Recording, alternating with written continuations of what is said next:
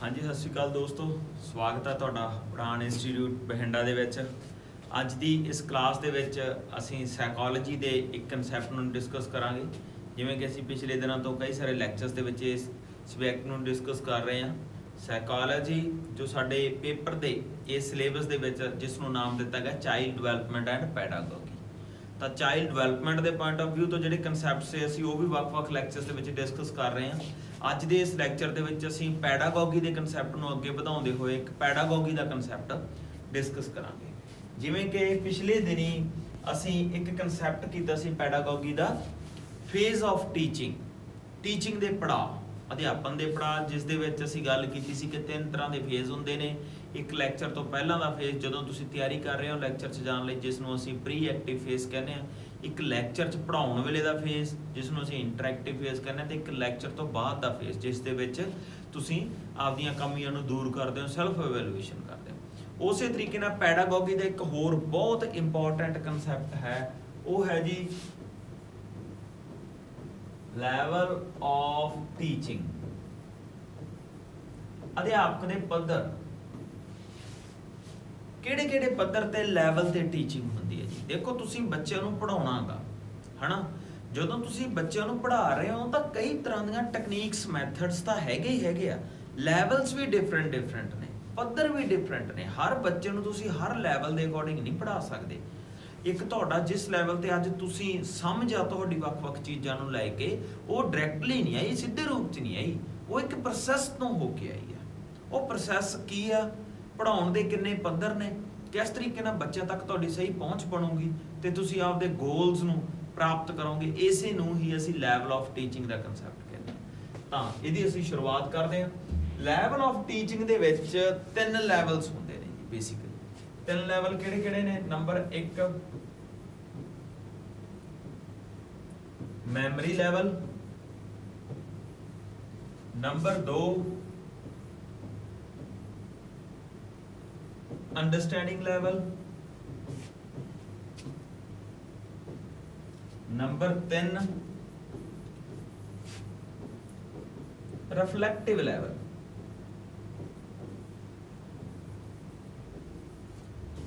ये 3 लैवल ने जी जो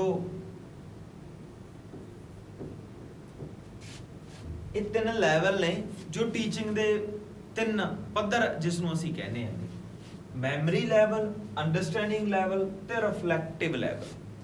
ठीक है जी। रिफ्लैक्टिव लैवल सब तो हाईएस्ट लैवल आ, मैमरी लैवल इस प्रोसैस दे विच सब तो स्टार्टिंग जां बेस्ड लैवल। ठीक है जी। तुसीं बच्चे नूं इस लैवल तो पढ़ाउणा शुरू करते हो, मैमरी लैवल तो जिहड़ा सब तो बेसिक आ। उस तो बाद तुसीं बच्चे नूं इस लैवल अंडरस्टैंडिंग लैवल ते लैके जाने हो। ठीक है जी। तो फिर हाईएस्ट स्टेज आ जी रिफ्लैक्टिव लैवल। जे तुहाडी क्लास चो ज़्यादातर बच्चे इस लैवल तक पहुँच सकते हैं तो इट मीनस तुसीं अच्छे टीचर हो। जे तुसीं उन्हां नूं रिफ्लैक्टिव लैवल तक लिया सकते हो। तो हुण गल अगली की आ कि बेसिकली ये लैवल है की इन्हां दे विच।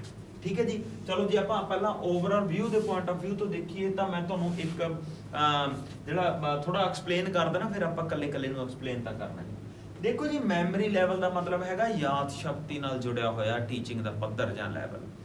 इस दे विच बच्चा हर चीज़ नूं याद करता पर समझदा नहीं हैगा। जिवें कि छोटे बच्चे तुसीं देखो कि वो तुहानूं पोएम सुणाउणगे ट्विंकल ट्विंकल लिटिल स्टार, जे तुसीं उन्हां नूं आखोगे भी इहदा मतलब दस्सिओ, उन्हां नूं मतलब नहीं पता हो, मतलब कि उन्हां दी समझ नहीं हैगी उस चीज़ प्रति। उस चीज़ उसनूं सिर्फ रोट मैमरी के बेस ते याद कर लैंदे ने। यह जरूरी है, यह जरूरी है, पर यह बेसिक लैवल आ, तो इसनूं असीं मैमरी लैवल कहने हैं जी। ठीक है जी। फिर अगे अंडरस्टैंडिंग लैवल, जदों बच्चा तुहाडी गल नूं समझ भी रहा तो उन्होंने याद भी कर रहा, तो उन्होंने असीं अंडरस्टैंडिंग लैवल कहने हैं। मतलब कि समझ के याद करना, तो बच्चे की सबजैक्ट प्रति समझ बन जाती है तो उन्होंने सीखता होए ये understanding level. Third level reflective level आ। जे तुसीं आपदे बच्चों को इस लैवल तक लिजा सकते हो तो तुसीं बहुत अच्छे टीचर हो। रिफ्लैक्टिव लैवल दे विच की हुंदा जी, जदों बच्चा दी आपदी थिंकिंग आपदी रिफ्लैक्शन दिखण लग जाती है, उहदी आपदी सोच, उहदे आपदे आइडियाज़, उहदे आपदे जिहड़े हैगे आ नवें विचार, वो समझ तो है ही, उन्होंने समझ तो अगे निकल जाते हैं, खुद रिसर्च करते हैं, खुद आपके आइडियाज़ को एक्सप्लेन करते हैं, तुहाडे सामने रखते हैं, तो रिफ्लैक्टिव लैवल आ गई। तो ये 3 लैवल ने जिन्हां दे बेस ते तुसीं बच्चों को पढ़ाउणा गा। तो कल्ले कल्ले की गल करते हैं जी असीं। फर्स्ट लैवल हैगा जी मैमरी लैवल, ठीक है जी। पहली गल तो जी सब तो पहला यह बेसिक लैवल आ, यह स्टार्टिंग लैवल आ, ये फर्स्ट लैवल आ, ठीक है जी। ये लैवल रोड मैमरी ते डिपेंड करता, रट्टा ला के पढ़न ते डिपेंड करता जी। बेसिक लैवल ते इस लैवल ते जो टीचर बच्चों को पढ़ाउंदा तो बच्चे रट्टा ला के पढ़ते हैं, वो चीज़ प्रति उन्होंने जो पढ़ रहे हैं वो प्रति उन्होंने समझ नहीं है, जस्ट उन्होंने याद कर रहे हैं, है ना। जिवें आपां हुणे गल कीती है कि जे बच्चे नूं तुसीं twinkle twinkle little star poem सिखा रहे हो, उन्होंने तुसीं रटा तो दित्ती हो सारी पोइट्री, उन्हें बोल के तुहानूं सुणाती, है ना। पर जे तुसीं आखोगे कि इहदा मतलब दस, तो उस तुहानूं मतलब नहीं दस पाउणगे। तो यह रोड मैमरी बेस्ड है सर। फिर इस तो बाद जी यह थॉटलैस स्टेज है जी, थॉटलैस। इस दे विच बच्चे दा कोई भी आपदा विचार थॉट नहीं हुंदा, जो उहदे सामने रखिया जाता याद करन लई बच्चा उही याद कर लैंदा, उहदा आपदा कोई सोच विचार नहीं हुंदा। तां थॉटलैस तो इत्थे एक चीज़ भी निकल के आउंदी है कि यह फिर टीचर सेंटर्ड सिस्टम आ जी। ये जिन्ना टाइम बच्चा मैमरी लैवल ते होगा तो टीचर सेंटर्ड होगा। तुसीं देखो कि छोटे बच्चे ने लाइक नर्सरी दे या छोटियां क्लासां दे बच्चे ने, उन्हां उस लैवल ते तुसीं की देखदे हो कि टीचर जो पढ़ाउणा चाहुंदा बच्चे उही पढ़ लैंदे ने। बच्चों की आपदी कोई सोच या विचार तो है ही नहीं, जिवें टीचर ने उन्होंने गाइड किया, जो पढ़ाउणा चाहुंदा बच्चे उन्हां दे मगर मगर पढ़ी जांदे ने। तां टीचर सेंटर्ड सिस्टम आ इत्थे चलदा जिहड़ा थॉटलैस है जी। बच्चों का कोई आपदा विचार नहीं हुंदा, जो चीज़ उन्होंने परोस दी जाती है वो उस चीज़ नूं जिहड़ा हैगा याद कर लैंदे ने, उन्होंने मैमोराइज कर लैंदे ने। फिर जी ये पूरे तरीके नाल प्लैंड सिस्टम। ये प्लैंड सिस्टम का मतलब की आ? प्लैंड सिस्टम का यह मतलब आ कि ये फ्लैक्सीबल की जरूरत ही नहीं पैंदी। जो है ही ये टीचर सेंटर्ड सिस्टम, तो फ्लैक्सीबल तो टीचर उदों होंदा ना जो चाइल्ड सेंटर्ड सिस्टम आ।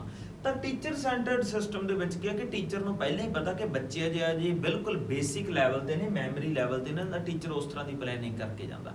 बच्चों का आपदा कोई थॉट है ही नहीं, विचार है ही नहीं, जिमें जिमें टीचर पढ़ाई जाता बच्चे उवें उवें मगर मगर बच्चे पढ़ी जाते हैं। तो प्लैंड सिस्टम ही चलता, ये कोई भी फेर बदल जिहड़ा नहीं होंदी। तो फ्लैक्सीबिलिटी ये घट आ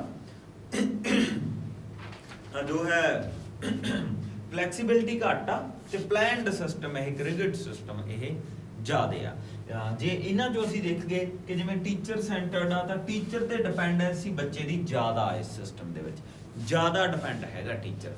वैसे भी देखिए तो टीचर की पार्टिसिपेशन भी ज़्यादा जी। ये टीचर ये पूरे तरीके नाल एक्टिव मोड ते हुंदा ते बच्चे ये पैसिव मोड ते हुंदे ने जी। मतलब कि टीचर का ज़्यादा जिहड़ा हैगा इंपॉर्टेंट रोल आ इस लैवल ते। तो जे इहनूं ओवरऑल देखिए ये जिवें कि हुण आपां मैरिट ते डीमैरिट्स की गल कर लगे कि की फायदे ते की नुकसान ने। पहली गल तो इस सिस्टम की वरतों कित्थे हुंदी है जी। तुसीं इस चीज़ नूं नोट करना कि इस सिस्टम की वरतों हुंदी है छोटियां क्लासां दे विच, जिहड़े छोटे बच्चे ने जां जिहड़े कमज़ोर जां वीक बच्चे ने। वीक का मतलब जिन्हां दा IQ लैवल घट आगा, उन्हां बच्चों ते इस लैवल नाल उन्हां बच्चों नूं पढ़ाया जांदा है। उन्होंने रट्टा लगा के याद कराउण की कोशिश की जाती है, उस लैवल ते ही उन्होंने पढ़ाया जाता है। ठीक है जी। ये गल सच आ कि इस दे विच भावें टीचर के हाथ ज़्यादा कंट्रोल आ, भावें इहदे विच असीं आम नॉर्मल IQ लैवल वाले बच्चों तो घट वाले IQ लैवल वाले बच्चों को पढ़ा सकते हैं, है ना। तो छोटियां क्लासां दे बच्चों को इहदे च असीं इस मैमरी लैवल के अकॉर्डिंग जिहड़ा हैगा ओह आपां पढ़ा सकते हैं। ठीक है जी। ये कुछ नुकसान भी ने। नुकसान जे आपां इहदी गल करके जिन्हों असीं डीमैरिट्स कहने आगे, तो डीमैरिट्स दे विच जे असीं गल करिए तो पहली गल तो यह भी ये चाइल्ड सेंटर्ड नहीं हैगा। है ना। जे आप मॉडर्न पॉइंट ऑफ व्यू तो देखते हैं तो हुण तो सारी एजुकेशन ही चाइल्ड सेंटर्ड आ, तो ये चाइल्ड सेंटर्ड नहीं हैगा, ये तो टीचर सेंटर्ड आ। तो बच्चों के नुकसान होंदा, बच्चों की आपकी सोच नहीं है ये, रिगड सिस्टम आ, फ्लैक्सीबल नहीं हैगा ये। टीचर आपकी मन मर्जी नाल ही बच्चों को पढ़ाउंदा, तो ये कुछ कमियां भी ने। तो बड़ा सौखा जिहा कंसैप्ट आ ये। जे ओवरऑल इसका एक बार आप फेयर व्यू लैने तो मैमरी लैवल बच्चों का पहला लैवल होंदा टीचिंग के पॉइंट ऑफ व्यू तो। इस दे विच बच्चों की समझ नहीं होंदी कंटेंट प्रति, कंटेंट का मतलब है जो चीज़ वो पढ़ रहे हैं ਉਹਦੇ प्रति समझ नहीं होंदी, वो जस्ट याद करते हैं, रट्टा ला के याद करते हैं। तो रोट मैमरी बेस्ड आ, बच्चों का आपका कोई विचार नहीं होंदा, ठीक है जी। जो उन्होंने सामने है उन्होंने बस उसनूं याद कर लेना है। ये सिस्टम टीचर सेंटर्ड सिस्टम होंदा गा जी। फ्लैक्सीबिलिटी बहुत घट होंदी है, जो पहला प्लान करके आया टीचर वो अकॉर्डिंग ही टीचर जिहड़ा हैगा पढ़ा दिंदा। टीचर ते डिपेंडेंसी बच्चे की ज़्यादा होंदी है। फायदे ये है जिहड़े कमज़ोर बच्चे ने जां छोटियां क्लासां दे बच्चे ने उन्हां लई ठीक आ।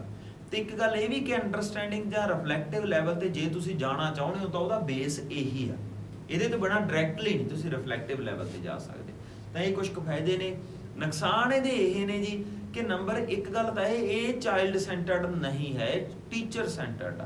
तो जो चाइल्ड सेंटर्ड नहीं हैगा तो तुसीं जानते हो कि ये तो साडे लई फिर ਅਸੀਂ इस चीज़ ਨੂੰ इंपॉर्टेंट ही नहीं मानते अज की मॉडर्न एजुकेशन के, क्योंकि मॉडर्न एजुकेशन के तो आप चाइल्ड सेंटर्ड के पॉइंट ऑफ व्यू तो पढ़ना गा।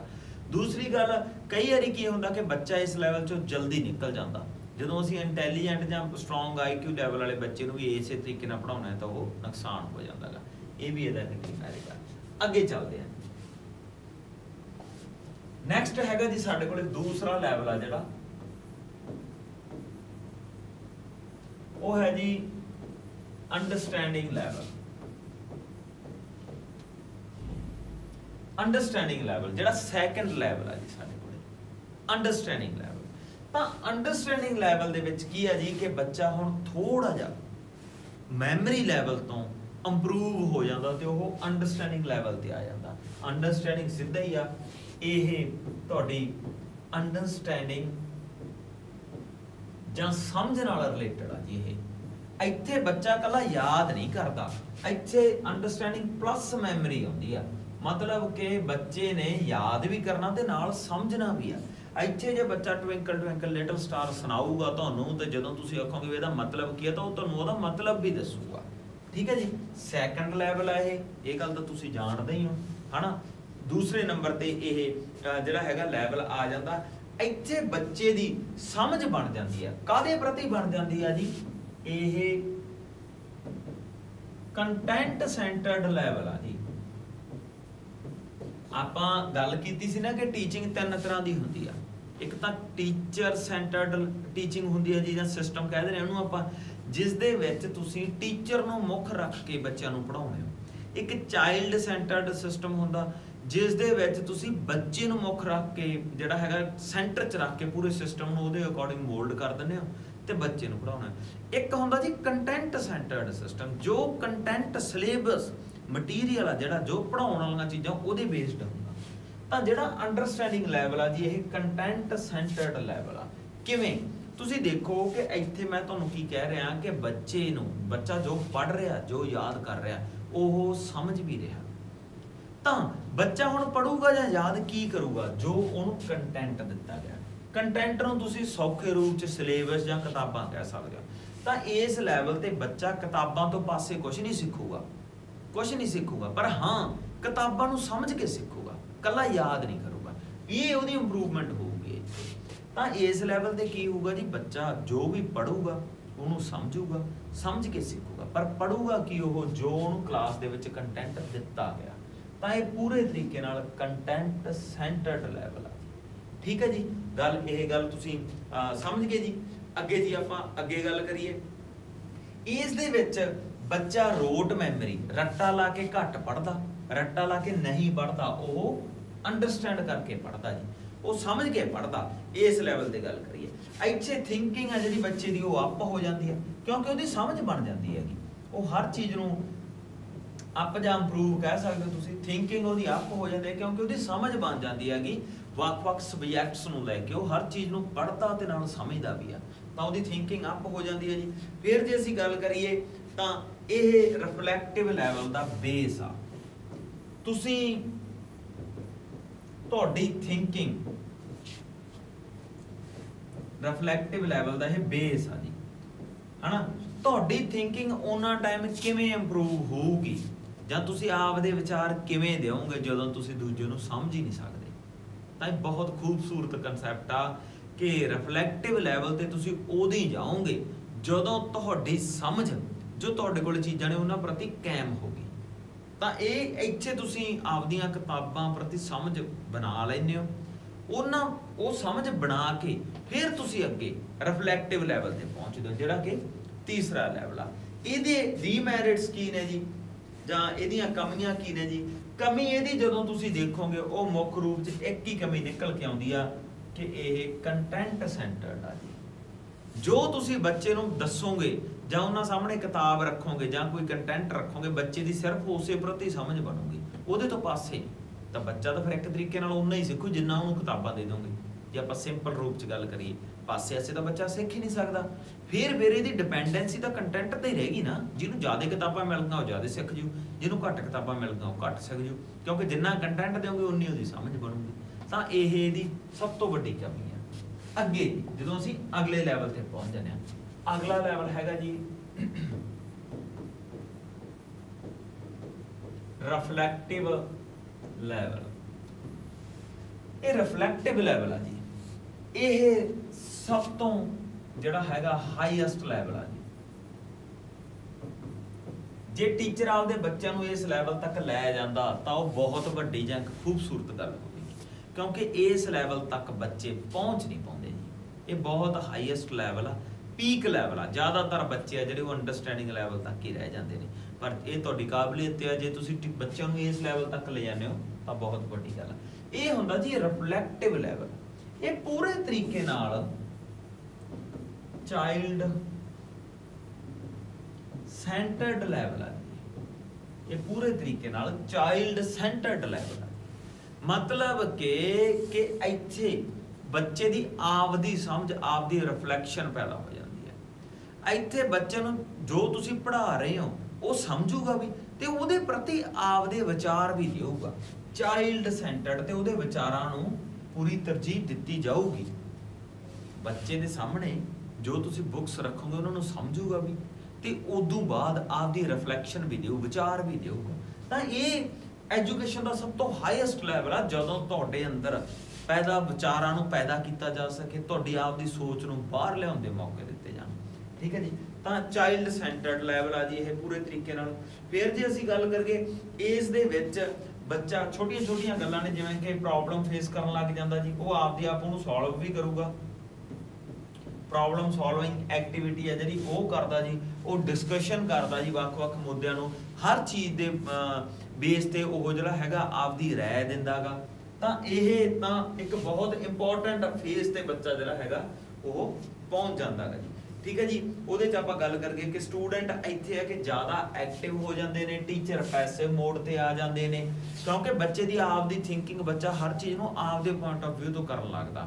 ਉਹ ਸਮਾਜ ਪ੍ਰਤੀ, ਕਲਚਰ ਪ੍ਰਤੀ, ਹੋਰ ਪੂਰੇ ਕੰਟਰੀ ਪ੍ਰਤੀ, ਪੋਲੀਟੀਕਲੀ, ਇਕੋਨਮੀ, ਸੋਸ਼ਲੀ ਆਪਦੇ ਵਿਚਾਰ ਦਿੰਦਾਗਾ।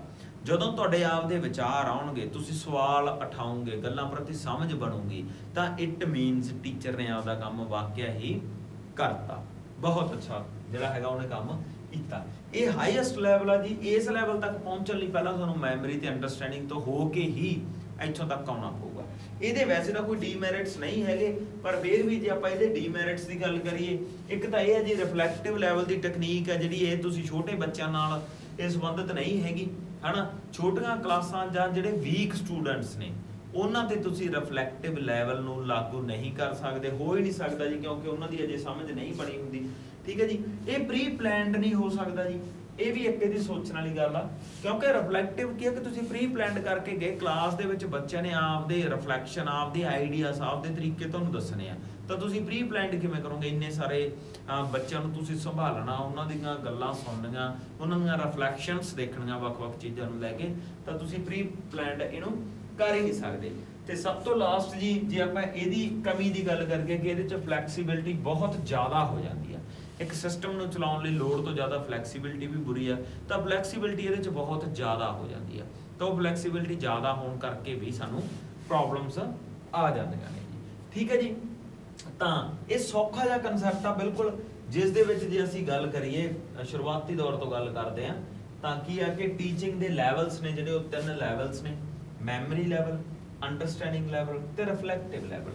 मैमरी लैवल वो लैवल जिथे जो है बच्चा दा यह बेसिक या फस्ट लैवल आ, जिथे बच्चा सिर्फ याद करदा पर वो चीज़ नूं समझ नहीं पाउंदा। ठीक है जी, ये पूरे तरीके नाल टीचर सेंटर्ड लैवल आ, फ्लैक्सीबिलिटी घट होंदी आ, प्री प्लैंड आ, है ना जी। फिर उस तो बाद अंडरस्टैंडिंग लैवल। अंडरस्टैंडिंग लैवल दे विच की हुंदा कि जदों बच्चे दी आपदी समझ बन जाती है, वो किसी चीज़ नूं याद भी करदा पर समझ के याद करदा। पर इसकी कमी की है कि बच्चा सिर्फ उही समझूगा जो उन्होंने किताबां च दिता होया, उदों बाहर नहीं जा पाऊगा। समझ तो उसकी बन जाती है पर वो जो उन्होंने किताबां च दिता सिर्फ उहदे प्रति समझ बनती है उहदी। तो ये अंडरस्टैंडिंग लैवल है, इत्थे बच्चा आपदे उहदे विचार थॉट समझ प्रति ने, इत्थे उहदे आपदे विचार है ही नहीं। इत्थे है जी रिफ्लैक्टिव लैवल। रिफ्लैक्टिव लैवल दे विच बच्चा सामने पई हुई चीज़ नूं समझदा भी है, उहदे प्रति आपदे विचार भी दिंदा। तो यही फर्क आ मैमरी ते रिफ्लैक्टिव च कि रिफ्लैक्टिव लैवल च बच्चे कोले आपदे विचार, आपदे थॉट, थिंकिंग आ जाती है। ठीक है जी, तो रिफ्लैक्टिव लैवल च बच्चा आपदे विचार दिंदा, टीचर जस्ट जिवें लाइक डिस्कशन मैथड एरा वगैरह इस तरह के मैथड नाल इत्थे बच्चे नूं पढ़ाउंदा। टीचर लिए बहुत अच्छी गल हुंदी है कि वो आपदे बच्चे नूं रिफ्लैक्टिव लैवल तक लैके जांदा ताकि उन्हां च ये काबलियत पैदा हो सके कि किसी चीज़ प्रति उन्हां दे विचार कोई राय कायम हो। ठीक है जी, तो ये बिल्कुल बेसिक एक छोटा जिहा कंसैप्ट आ। इसे दे नाल असीं एक कंसैप्ट होर भी करना, वो है जी कि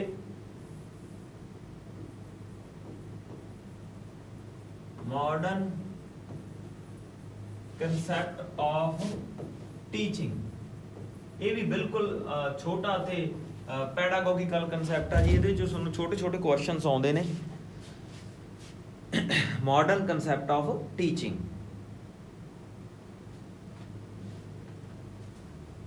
मॉडर्न कंसैप्ट ऑफ टीचिंग। तो इत्थे की है जी कि देखो जिवें तुसीं पेपर च जां अलग किताबां च देखते हो कि टीचर के गुण ਜਾਂ टीचर ਦੀਆਂ विशेषतावां बड़ियां सारियां ने, उन्होंने टाइम ते आउणा चाहीदा, सबजैक्ट मास्टरी होनी चाहिए, मोटिवेशनल होना चाहिए वगैरह वगैरह, है ना। पर मॉडर्न कंसैप्ट ऑफ टीचिंग दे विच जिहड़ियां 4 प्रमुख तौर ते चीज़ां ने वो किहड़ियां ने जी। पहली गल questioning, second discussion, third second है डिस्कशन, थर्ड है जी एक्सप्रैशन, ते फोर्थ है जी रिसर्च। ये 4 मॉडर्न कंसैप्ट ऑफ टीचिंग ने। सब तो पहली गल क्वेश्चनिंग, जिहड़ा नवा टीचिंग दा कंसैप्ट आ उहदे च क्वेश्चनिंग बहुत ही जरूरी है।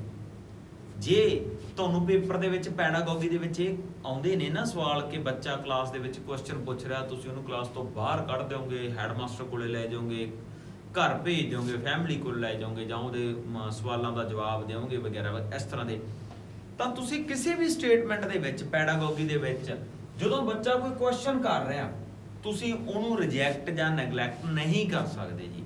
तुसीं बच्चे दे क्वेश्चन नूं रिस्पैक्ट दे के उहदा ढुकवां जवाब देना गा।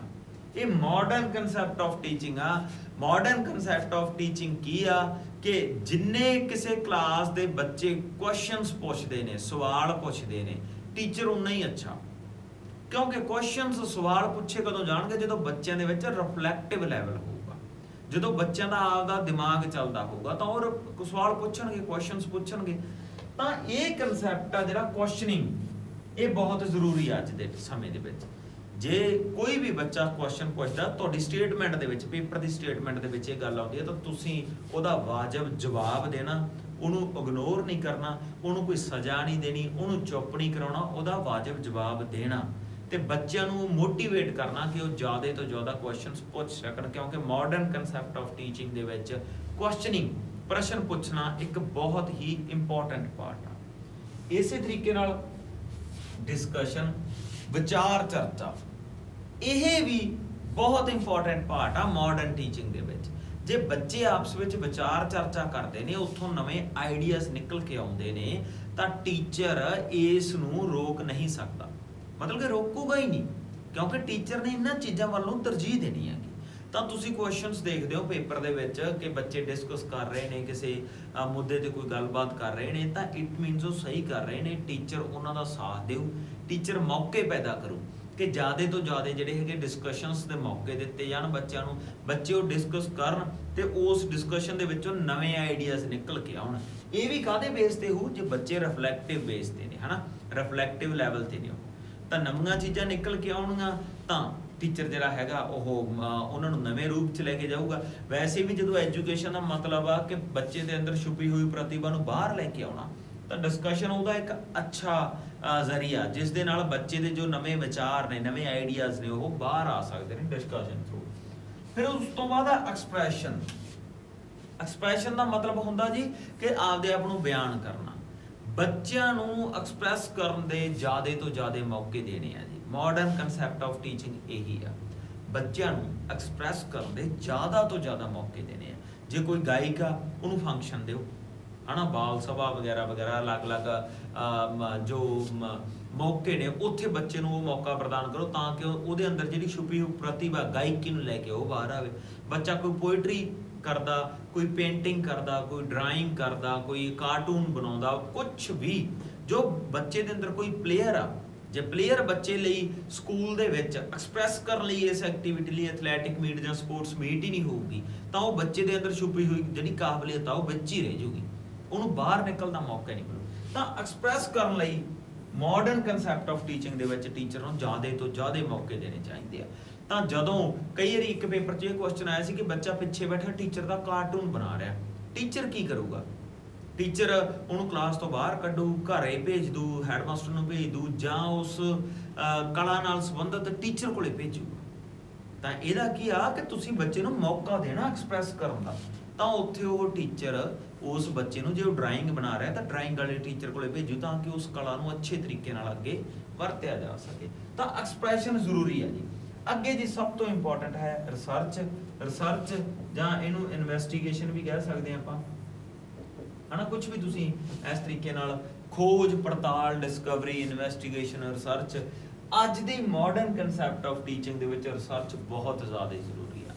लर्निंग बाय डूइंग, है ना, लर्निंग बाय इन्वेस्टिगेशन, मतलब कि किसी भी बच्चे नूं सिक्ख्या सिखाया, वो जो कहते होंगे पक्या पकाया नहीं देना, उन्होंने खुद खोज पड़ताल करवा के सिखाना आपां।